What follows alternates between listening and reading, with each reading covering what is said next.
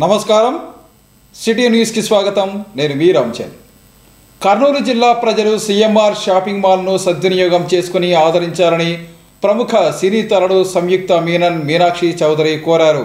ఈ మేరకు పార్క్ రోడ్లో ఏర్పాటు చేసిన సిఎంఆర్ షాపింగ్ మాల్ను వారు ప్రారంభించారు.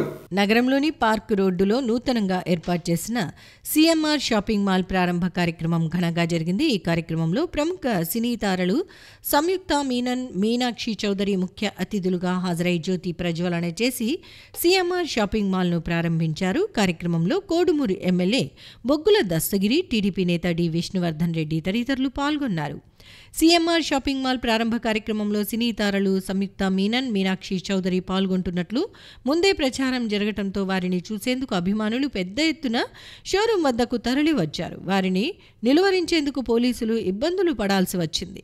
సిఎంఆర్ షాపింగ్ మాల్ ప్రారంభం అనంతరం సినీ తారలు సంయుక్త మీనన్, మీనాక్షి చౌదరి షోరూంలోని వస్తువులను ప్రదర్శించారు.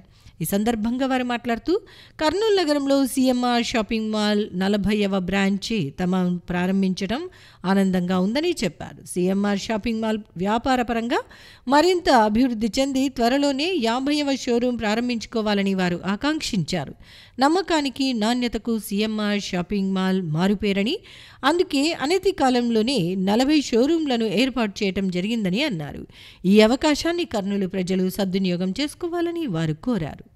చాలా ఆనందం ఉంది. కర్నూలులోని 40వ షోరూమ్ ఓపెన్ చేయడానికి సంయుక్త మీనన్, మీనాక్షి చౌదరి ఇద్దరు వచ్చారు. అలాగే ఇక్కడ రాజకీయ నాయకులు, పెద్దలందరూ ఆశీస్సులతో ఈ కార్యక్రమం జరుగుతున్నది. కర్నూలు ప్రజలకి అలాగే పరిసర ప్రాంత జనాలకి మనస్ఫూర్తిగా ధన్యవాదాలు.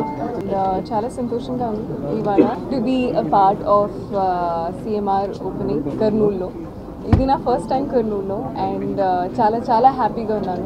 ఎంత ప్రేమ చూపిస్తున్నందుకు అండ్ యూనో ఎంత వామ్గా రిసీవ్ చేస్తున్నాను. సో చాలా హ్యాపీగా ఉంది. అండ్ సిఎంఆర్ ఒక 40 years హిస్టరీ ఉంది and I can actually proudly say నేను ఒక బ్రాండ్ ఫేస్ సిఎంఆర్ జ్యువెలరీకి కూడా. సో చాలా చాలా proud to be associated CMR ఫ్యామిలీతో. అండ్ ఇవాళ ఒక న్యూ షాపింగ్ మాల్ కర్నూలులోనే ఫ్యామిలీకి అందరికీ డెఫినెట్గా ఎన్ని రకాల designs, saris, collections I'm sure you will have whatever you need. సంక్రాంతికి, న్యూ ఇయర్కి, ఎనీ పండుగ అయినా I think you will have a great experience. So gents, ladies, చిన్నపిల్లలు అందరికీ అక్కడ ఒక మంచి కలెక్షన్ ఉంది. సో డెఫినెట్గా you know come here and have a great time. సిఎంఆర్ది 40th షోరూమ్ ఇనాగ్రేషన్ చాలా బాగా జరిగింది. చాలా ఆనందంగా ఉంది. ఎందుకంటే మొన్ననే మనం 38th షోరూమ్ నేను ఇనాగ్రేషన్ చేశాము. దెన్ ఇంకొక యూనో తొందరగా నెక్స్ట్ 40th అయిపోయింది. నేను అప్పుడే చెప్పాను 50thకి ఒక ఫ్యూ మంత్స్లోనే వెళ్ళాలని. I think you will definitely CMR brand will reach that landmark 50th showroom very soon. ఎందుకంటే సిఎంఆర్ అనే ఒక లెగసీ, సిఎంఆర్ అనే బ్రాండ్లో ప్రజలకి ఒక నమ్మకం ఉంది. ఆ నమ్మకం they are only you know because అంత మంచి డిజైన్స్ అండ్ ఇక్కడ అన్ని రకాల designs and for all price రేంజ్లో దొరుకుతుంది. సో అది ఇంకా మీ బ్రాండ్ పైకి వెళ్ళాలని నేను కోరుకున్నాను. అండ్ బయట కర్నూలు జనాలు మనకి ఇచ్చిన ప్రేమకి పెద్ద థ్యాంక్స్, ధన్యవాదాలు చెప్తున్నాను. బికాజ్ అది ఆ ప్రేమ చూస్తేనే మనకి ఇంకా మంచి వర్క్ చేయాలి ఇంకా, బికాజ్ అది చూడడం చాలా ఆనందకరం. భగవద్గీతను విన్నా, పారాయణం చేసినా సకల శుభాలు కలుగుతాయని ప్రముఖ ధార్మికవేత్త సద్గురు భానువతమ్మ అన్నారు. ఈ మేరకు గీతా ప్రచార ధామంలో గీతాంజలిని పురస్కరించుకొని భగవద్గీత సహస్ర గళార్చన కార్యక్రమాన్ని నిర్వహించారు. నగరంలోని సంకల్బాగ్లో ఉన్న గీతా ప్రచార ధామంలో గీతా జయంతిని పురస్కరించుకుని గీతా ప్రచార సంఘం ఆధ్వర్యంలో భగవద్గీత సహస్ర గళార్చన కార్యక్రమాన్ని నిర్వహించారు. గీతా ప్రచార సంఘం అధ్యక్షుడు డివి రమణ ఆధ్వర్యంలో జరిగిన ఈ కార్యక్రమంలో ప్రముఖ ధార్మికవేత్త, విశ్రాంత అధ్యాపకురాలు సద్గురు భానువతమ్మ ముఖ్య వక్తగా పాల్గొని ప్రసంగించారు. ఈ కార్యక్రమంలో మున్సిపల్ కమిషనర్ రవీంద్రబాబుతో పాటు చిన్మయ మిషన్ మాత సుప్రేమానంద, గీతా ప్రచార సంఘం సభ్యులు ఇల్లూరు రమణాజీ, సింహాద్రి, రమేష్, జగన్, అనంత, అనిల్, మహాబలేశ్వర్, నాగోజీ తదితరులు పాల్గొన్నారు. ఈ కార్యక్రమంలో నగరంలోని వివిధ ప్రాంతాల నుంచి భక్తులు అధిక సంఖ్యలో పాల్గొని సహస్ర భగవద్గీత గళార్చన కార్యక్రమాన్ని విజయవంతం చేశారు. భగవద్గీత సహస్ర గళార్చన కార్యక్రమం నేపథ్యంలో గీతా ప్రచార ధామంతో పాటు పరిసర ప్రాంతాల్లో ఆధ్యాత్మిక వాతావరణం చోటు చేసుకుంది. ఈ సందర్భంగా గీతా ప్రచార సంఘం అధ్యక్షుడు డివి రమణ మాట్లాడుతూ భగవద్గీతను విస్తృతంగా ప్రచారం చేయాలన్న ఉద్దేశంతోనే విద్యా ప్రకాశానందగిరి స్వామి ఆశీస్సులతో రాజ్యసభ మాజీ సభ్యులు టీజీ వెంకటేష్ సహకారంతో గీతా ప్రచార సంఘాన్ని స్థాపించామని చెప్పారు. ఈ సందర్భంగా ప్రతి సంవత్సరం ఆధ్యాత్మిక గురువులను పిలిపించి ప్రవచన కార్యక్రమాలను నిర్వహించామని వివరించారు. గత ఏడాది నుంచి ప్రతి నెల వచ్చే 2 ఏకాదశుల సందర్భంగా గీతా ప్రచార సంఘం ఆధ్వర్యంలో భగవద్గీత పారాయణ కార్యక్రమాన్ని నిర్వహిస్తున్నామని చెప్పారు. ఈరోజు గీతా జయంతిని పురస్కరించుకొని భగవద్గీత సహస్ర గళార్చన కార్యక్రమాన్ని విజయవంతంగా నిర్వహించామని తెలిపారు. కార్యక్రమంలో పాల్గొన్న ప్రతి ఒక్కరికి శ్రీకృష్ణ భగవానుని ఆశీస్సులు ఉండాలని ఆయన ఆకాంక్షించారు. భగవద్గీత గురించి ప్రచార కార్యక్రమం ఎన్నో చేస్తున్నాము, ఎన్నో చేశాము కూడా. 30 సంవత్సరములుగా కార్యక్రమం జరుగుతూ ఉన్నది. కానీ ఈ 2023 డిసెంబర్ నుంచి గీతను భగవద్గీతను ప్రతి ఏకాదశి మేము భక్తులతో పారాయణ చేపిస్తున్నాము. ఈసారి ఒక సంవత్సరమైంది. ఈసారి కూడా గీతా జయంతి ఈరోజు రావడము, దీన్ని మోక్షద ఏకాదశి అంటారు. చాలా పవిత్రమైనటువంటి రోజు. కాబట్టి ఈరోజు మేము కొంచెం 1000 మందితో సహస్రగళ పారాయణ అని చెప్పి చక్కగా భగవద్గీతను పారాయణ చేపిస్తున్నాము. భక్తులందరూ, ముఖ్యంగా చిన్నపిల్లలు, వాళ్ళలో మేము భగవద్గీతను ప్రేరణ చేయాలనే ఉద్దేశంతోనే స్కూల్ పిల్లలందరినీ పిలిపించాము. అందరూ వచ్చి చాలా ఉత్సాహంగా దానిలో పాల్గొన్నారు. అదేవిధంగా పెద్దలు కూడా కార్యక్రమాల్లో వచ్చి అందరూ పాల్గొన్నారు. అందరూ ఈ విధంగా పాల్గొని తర్వాత వచ్చి ఏకాదశి కూడా అందరూ పాల్గొనడం వల్ల ఈ విధంగా ఈ రోజు చాలా ముఖ్యమైన రోజు. ఈ నెల 14వ తేదీ జరగనున్న జాతీయ లోక్ అదాలత్కు ప్రజలు సద్వినియోగం చేసుకుని దీర్ఘకాలంగా పెండింగ్లో ఉన్న తమ కేసులను పరిష్కరించుకోవాలని జిల్లా న్యాయ సేవాధికార సంస్థ కార్యదర్శి లీలా వెంకట శేషాద్రి కోరారు. ఈ మేరకు నగరంలోని తన కార్యాలయంలో జాతీయ లోక్ అదాలత్ కార్యక్రమానికి సంబంధించిన వివరాలను వెల్లడించారు. నగరంలోని తన కార్యాలయంలో జిల్లా న్యాయ సేవాధికార సంస్థ కార్యదర్శి బి లీలా వెంకట శేషాద్రి మాట్లాడుతూ ఈ నెల 14వ తేదీ జాతీయ లోక్ అదాలత్లో భాగంగా కర్నూలు, నంద్యాల జిల్లాలో జాతీయ లోక్ అదాలత్ కార్యక్రమాన్ని నిర్వహిస్తున్నామని తెలిపారు. ఉమ్మడి కర్నూలు జిల్లాలోని అన్ని మండల న్యాయ సేవా కమిటీల వద్ద లోక్ అదాలత్ కార్యక్రమం నిర్వహిస్తున్నట్లు తెలిపారు. జిల్లా ప్రధాన న్యాయమూర్తి జి కబర్తి మార్గదర్శకత్వంలో జాతీయ లోక్ అదాలత్ కార్యక్రమాన్ని నిర్వహిస్తున్నామని తెలిపారు. ఇందులో భాగంగా రాజకీయ అవకాశం ఉన్న వివిధ రకాల కేసులను ఇరుపక్షాల సమ్మతితో ఆమోదయోగ్యమైన పరిష్కారం చూపించటం జరుగుతుందని చెప్పారు.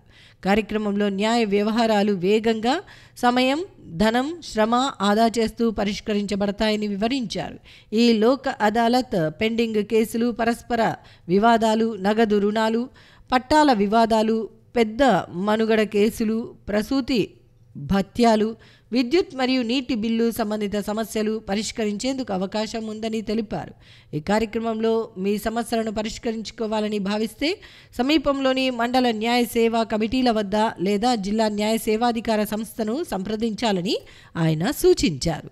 నేషనల్ లీగల్ సర్వీసెస్ అథారిటీ వారు మరియు గౌరవనీయ స్టేట్ లీగల్ సర్వీసెస్ వారి ఆధ్వర్యంలో మన జిల్లా జడ్జి గారైనటువంటి శ్రీ కబర్ది గారి వారి మార్గదర్శక సూచనలో జరపబడుతుంది.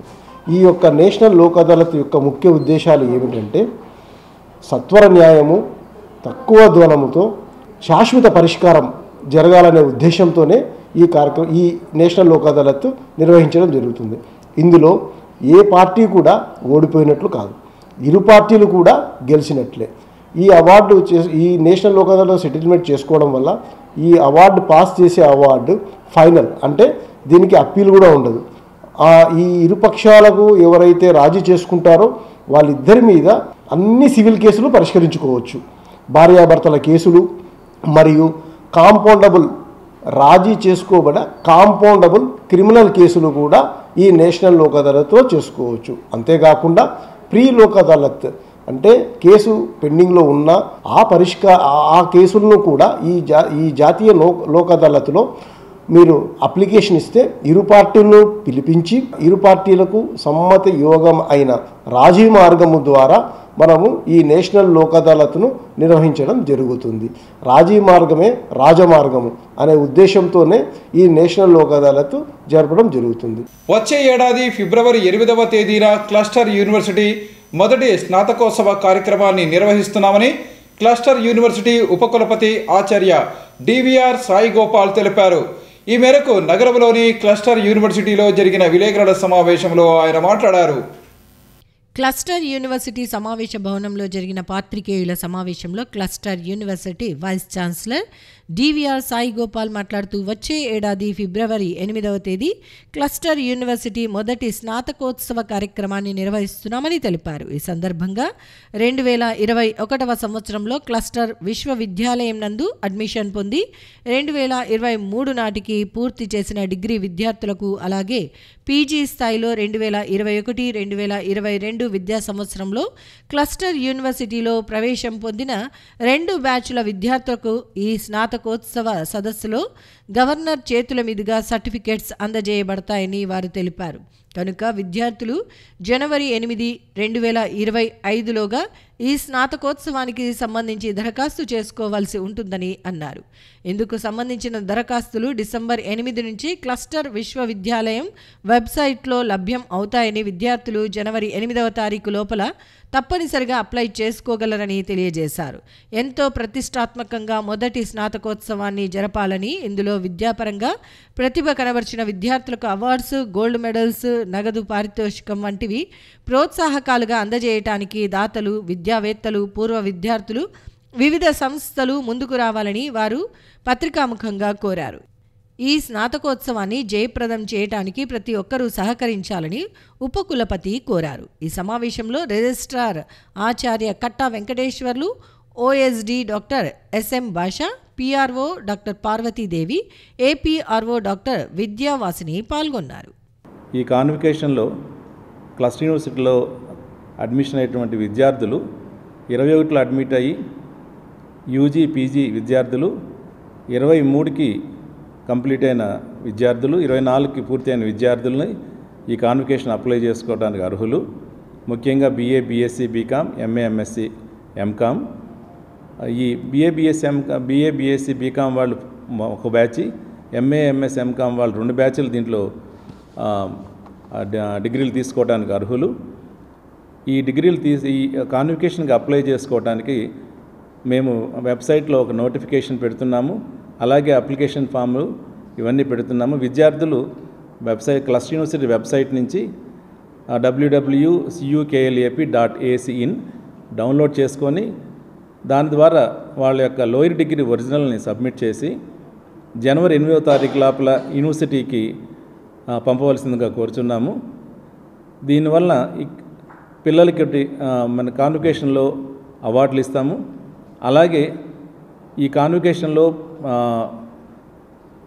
ప్రథమ, ద్వితీయ, తృతీయ ర్యాంకులు వచ్చిన విద్యార్థులకు వాళ్ళకి మెడల్స్ కానీ ఎండోమెంట్ ప్రైజ్ కానీ ఇవ్వాలనుకుంటున్నాము. ఈ సందర్భంగా ఇక ఓల్డ్ స్టూడెంట్స్ కానీ తర్వాత మన సొసైటీలో పేరెంట్స్ కానీ ఇండస్ట్రీల వాళ్ళు కానీ ఫిలాంథ్రపిస్ట్ కానీ ఎవరైనా ముందుకు వచ్చి ఈ యొక్క గోల్డ్ మెడల్స్ కానీ ఎండోమెంట్ ప్రైజ్ కానీ వాళ్ళు సహకారం ఇచ్చి వాళ్ళు దాన్ని కనుక పెట్టగలిగితే దాన్ని అఫిషియల్గా మేము నిర్ధారించి రేపు కాన్వికేషన్లో ఆ సబ్జెక్టులో ఉన్న వాళ్ళ పిల్లలకి ఎవరైతే వాళ్ళు ఇవ్వాలనుకున్నారో వాళ్ళకి ప్రదానం చేస్తాము. ఈ కాన్వికేషను ఇక్కడే క్లస్టర్ యూనివర్సిటీలోనే జరుగుతుంది.